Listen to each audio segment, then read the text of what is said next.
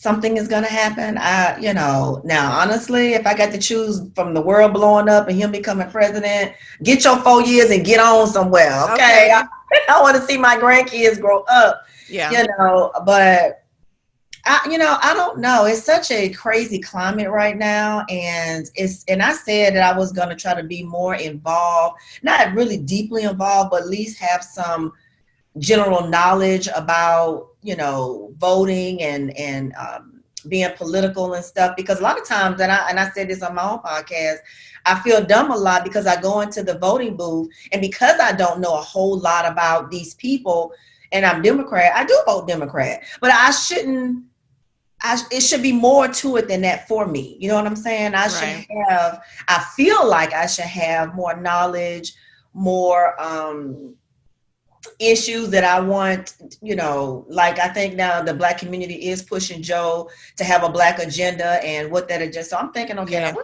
what do I want from, I don't really know. You know what I'm saying? 'Cause I Hmm. never really thought about it. I just kind of go with the flow. What feels good, what doesn't feel good at the time when somebody's in office, and I kind of run with that emotion, and I don't know. I feel bad for her to have to be subjected to for one, from racist people because she's Black, Hmm. and just from general people because she's Black and a Yeah. woman, Hmm.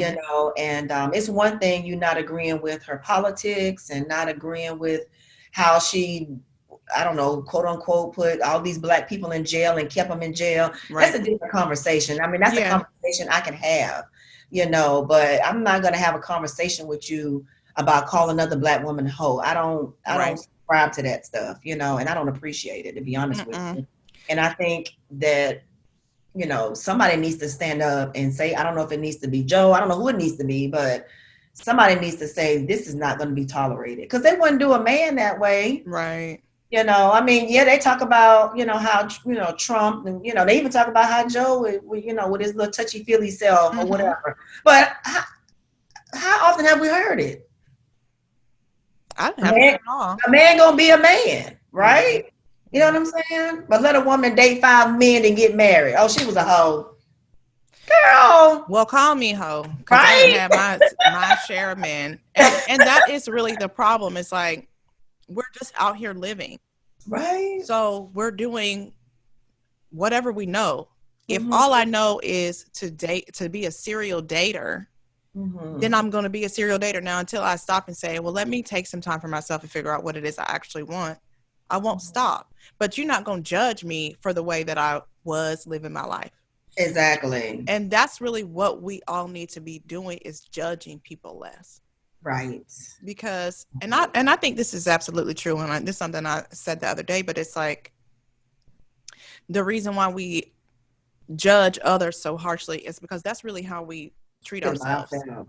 Mm-hmm. Like if I think it is trashy to behave XYZ, when you do it, oh, I'm not going to be able to let you rest. Oh, Mm-hmm. I just can't believe that you act like that. Okay, well, I can, because Right. it don't bother me. You know what I mean? So, Because we deflect. Of course, yeah, if I feel like I'm a hoe, of course, if I see you do something, you a bigger hoe. You right. know what I'm saying? I got you have to I have to let that. I'm gonna let you win then, because I want to make myself look good. Because she had one more person than I did, and I don't know. I Right. just think we need to stop it. We We just need do. to stop it. We do. Call me a hoe. Call me what you want. I did an episode, why I gotta be a hoe, and we talked about that, about how women versus men, and the outlook, and how men expect us as women to just sit around and be virtuous and wait for them to finish they hold'em. You know what I'm saying? And then wait for them to pick us. You know what I'm saying? Boy, bye. Right. You Like, know. I might decide that you are tolerable enough to go out with. And I thank God for that growth, because there Right? was a time in which I was like, oh, you like me? Okay, let me see if I like you too. We go together. Yeah. No, no, we don't. Because this person don't even vibe with me. I'm just over there because I want Um, love. You know what right? I mean? And then they don't even, the most of the time, those people don't know how to give it to you. So you Anyway. end up getting abused or having some sort of relationship that really does you a disservice in the long run. But I'm glad you're taking some time because I tell friend girls, and again, I haven't been single in a very long time and I can't relate. I don't know what it's like out there. I hear stories and it's horrific. I mean, sometimes I even think to myself, will I stay in this relationship and put up with just about anything just to keep from being out there with the rest of the single people? Right. Because it's crazy the stories that I hear. And, like I tell my girlfriends all the time, I know it's easy for me to say, and you're going to attract assholes. I don't care if you're the most healed person, but if you are healed, you'll be able to know who the assholes are. Right. You know what I'm saying? Versus, around here with these rose colored glasses on and not seeing the red flags with these men and vice versa. Yeah. And I just tell my friends all the time, you just got to take your time, love yourself, know what you want. It's not about a list or about high expectations. It's about choosing somebody who is good for you. You know what I'm saying? Good to you, good for you, and not just randomly settling for people because you're lonely and want a warm body. Yes. Yes. Mm-hmm. And then, girl, I'm not going to play with this now. It just keeps, it's like, so what are y'all talking about? All in our business. All in our business. But like, this is what, and actually another podcaster, I don't know if you know Queenan. Yes, I follow them. Mm-hmm. So Paris and I were talking about, because we have a book club that we're a part of. I want to be a part of. What book y'all reading? Right now, we're just finishing Trust by Ian LeVan-Zant. Oh, okay. If he don't go away, because I mean, I don't even care. It's just that I'm distracted by it because I have ADHD. So I'm like, right. But we were talking about wanting to become what we want to attract, essentially. Mm-hmm. And I think that's where we err, is like making the long list, but never rising to actually be that. So it's like, how can that person that you have laid out for you find you? You're not vibrating there. Right. You're not a match to it. Are you a feminist? Are you hypergamy? I'm a womanist. Okay. What does that look like? It is like I am a large proponent for the Black community healing, creating excellence within our community. Okay. And that means the men need to rise so that the women can do their work. Because what happens is we are oppressed by them because they're not at their highest vibration. They're not where they're supposed to be. They're feeling triggered or, what's the right word here? They feel threatened by our power. And the Black woman is power. And that's why we are the least considered. Because if we knew what we could do, like, look at everything that Black women have built, even go back to slavery. We're breastfeeding the kids, we're cooking the food, we're also tending to our men when they come back, like, okay, you know what I mean? And always done the most. Yeah. Even held it together when the men were stripped out of our homes trying to protect our children and sustain, even subjugating ourselves to being with those white men just to keep, from being, just to get by. Yes, just to get by. Just to get by. And now you see where we are. Like, look at me, I'm a single mom. I'm shunned and shamed for my position, but all of this is not by my choice. It's because the men a lot of times don't know how to become that provider, because they feel like, and I think this other guy thought I was a feminist too. And I'm like, no, that's not how it works. I want you to be excellent so that we can be together. They don't know how to lead the way that we need to be led. So they want to be leaders, but then they show up to us. We have all these skills that they do not have. And we're going, well, what can you do for me? Here I am. I'm holding up this ball, this ball, this ball, this ball, and you want me to be your mama. I don't have time for that. Or have the nerve to ask, what are you bringing to the table? That mindfuck game. Like, bro. A special set of skills. Like, what you talking about? Listen, I stood up and told this one guy, because he goes hard in my Facebook group about Black women. I said, and I felt bad after I said so much. At the end of the statement, I said, if you don't like women, just go ahead and be gay. You know what I'm saying? Because that's what the problem is. Either you gay or your mom ain't shit. You know Yeah, what I'm saying? because Because you you got got some that. serious issues to be attacking black women the way you are, and you claim out of a black wound. We damn near die having y'all. Right. You know what I'm saying? Mm-hmm. And you got the nerve to have all these expect. I'm too independent. You want me to be independent? I mean, pick a struggle.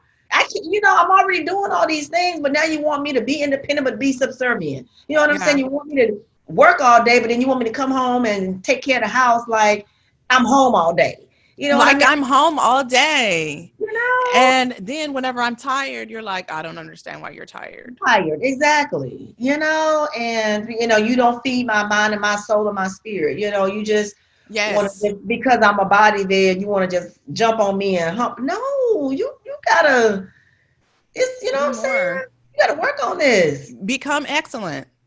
Figure Mm-hmm. out, heal your wounds, because they want us to heal and be healed. Then we're healing. And this is what's happening, I think, in our community is we're all doing the work and we're like, oh my God, I want to be whole. I want to manage my mental health and I want to be on the level and I want to be like this and I want to feel good. And they're like, good, do it. But not taking the effort to go and do it.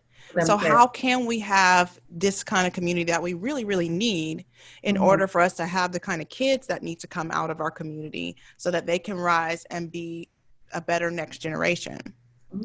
You Mm-hmm. know? It's so unfortunate though. I took this long to heal because I raised my kids in an unhealthy space. And I apologize to the woman who, Girl, don't do this to yourself though. but I'm telling you, I have to be very honest. I think about that because, and even though now I'm different and even though my kids are grown and I have a different relationship with them now, I'm still their mother, but not the mother that I was when they were children. Right. And I am trying to feed, my sons, different energy, different things because now I know what I deserve in a Mm-hmm. man. You know what I'm saying? I didn't know that before. That's why I chose any old one and let them treat me any old kind of way. Right. And I'm working on it, but it's not easy, and No. and like I tell a lot of people, and I do feel bad about it, but someone told me, it wasn't all my responsibility. Mm. I was left with those sons, you know what I mean? And, you know, um, Girl. it wasn't my full responsibility, even though I took it on to be the Yeah. mother, the father, and everything. It was out of balance. So something was bound to fail, Yeah. But you you know what? know. I don't think I would never, ever call you a failure at anything. But what I will tell you is, and this is something that I'm just recently coming to terms with myself and accepting, we are choosing this experience from our soul level. So, however you were, whoever you were, was the parents that your kids desired for their soul to complete the mission. So, like, even in looking at my own kids, for my little girl, it looked like she really needs somebody who made drama out of everything. What I Mhm, used to do, make mhm, everything dramatic. Oh my mhm, God, you did that! Ah! mhm. Boom, got what she wanted. My Right, son has a experience in which he had to be very adult very early. right. That's what he got. He had a young mom, so we was rocking together. When Yeah, I was feeling unstable, there he was trying to pick me up. get So into I my can't, water. yeah, so I can't feel bad about who I was, because that is what we all picked. You know, we having this experience by design. And I agree with everything you said, and I'm in that space somewhat, but sometimes when I see some of the decisions that are made, I know they were made because of my lack thereof, Yeah. and but what I have done is like, when I get attacked from one of them or blamed for Mm-hmm. something, I take it. Okay, I received that. You're absolutely right, and for that, I apologize. But now that you know I have identified the problem. Go Now that you fix know it. what it is, you can't use me as an excuse no more for that same fucked up mistake you made. Yeah. You know what I Yeah. mean? So I have gotten very good at not allowing them to continue to put the same thing on me over and over again. Because at some point, you have to be responsible for your own life and your own decisions. I don't just subscribe to, because you got shitty kids, you must have a shitty parent. No, I don't really Yeah. subscribe to that. I don't think that's fair to parents. I think kids are a big product of their environment, but we're not their sole environment. You No. know what I mean? We're only a small percentage of Yeah. it. And I was a kid, and I know darn well my mother did not know half the stuff that I was doing when she wasn't around. And if Mm-hmm. she knew it, she wouldn't have tolerated it. You know what I mean? Mm-hmm. So I don't know. Yeah. You did a good job though. You I did what appreciate you could that. do from where you were. Yeah, at the time, yeah, you're right. You're right. Yeah. I And appreciate again, I'm not trying to make nobody feel like I'm so amazing because I'm not. I it. just know that as you heal, you start to know things and Mhm. you are accepting that growth. Like, yeah, I was fucking up. Right. I'm not no more. So, you And know, the fact that we can say it right. means a lot, says a lot. Because you got people around here walking in delirium thinking that they're these perfect people, and they walking around smelling like shit. Like they don't even know they smell like shit, Right. And Right. I don't know. Right. And once again, Chiron is going to be retrograding through Aries until December 14th. So this is a I gotta perfect look up time. the tarot one. Yeah. People got to be able to look at it and like I think like I said, you had that experience at the perfect time for you because it was time for you to do your work so that you can be where you're supposed to be. Because I mean, we're in 2020. Imagine if you hadn't started to feel better before the quarantine happened. You probably would have been like, Right. oh bitch, I'm not going to be able to tolerate this shit. Talking about everybody you could think of feeling terrible, etc., etc. I probably would have ruined somebody's life talking about something I had no business talking about. you know. You know she over there suicidal because of the quarantine. Okay. You know, like everything happens when it's supposed to and for a yeah, reason. yeah. So let me ask you then, now that we've talked about all this healing and growth, to close out, what is the most important thing you think you've ever learned? For me, the most important thing that I've ever learned. That's a hard question. You think so? I think the hardest thing that I've ever had to learn was that I matter. And I matter not because someone else says that I matter, but because I say I matter. And I mean, I still do struggle with that. Like I may put something out there and be like, oh, what are they going to say? Are they going to cuss me out? Are they going to think I'm dumb?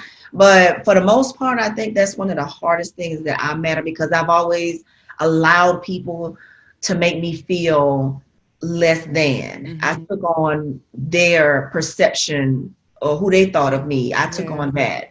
Even as I got older in my relationships, I carried that into my relationships and allowing the men to make me feel like I wasn't shit because they wasn't shit. They want to make sure that I felt that I wasn't shit. But it Absolutely. took me a long time to learn that, So when I met Larry and he was like something other than someone I had ever dated before, I was like, I wasn't worthy. I was like, I don't deserve this. I mean, I Yeah. shit, you know what I'm saying? And he was a good guy. And I've told this story before, because I met him on the tail end of he was in the process of getting a divorce. And we were friends, and he had said that he wasn't interested in a relationship. I had just moved to Houston. I didn't care. I was like, okay, good. He was my MySpace buddy because I was on MySpace meeting people, and he would follow me on dates and just to make sure nobody kidnapped me or killed me and stuff like that. Mm-hmm. And we became really good friends. And he said to me, he was going to counseling with his ex-wife at the time. Wow. Okay. And he said, she had done some stuff and he didn't want to, she had done some things and